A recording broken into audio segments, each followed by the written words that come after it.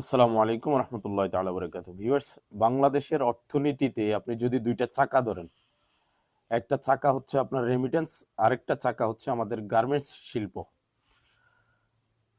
বিগত 16 বছর যিনি বাংলাদেশের ক্ষমতায় ছিলেন, তিনি মূলত তার ক্ষমতাকে টিকিয়ে রাখার জন্য পার্শ্ববর্তী আমাদের যে দেশ আছে তার সাথে একটা বন্ধুত্বপূর্ণ আচরণ করেছিলেন। আমরা দেখেছি তার সম্পর্কটা সেরকমই ছিল।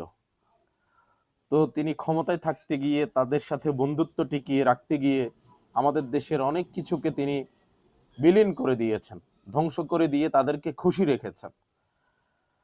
তেমনি আমাদের গার্মেন্টস শিল্পটাকেও তারা অনেকটাই প্রায় ধ্বংসের দিকে ঠেলে দিয়েছেন। যাই হোক, আলহামদুলিল্লাহ, আমরা সেই শাসক থেকে মুক্তি পেয়েছি। আল্লাহ তাআলা আমাদেরকে মুক্তি দিয়েছেন।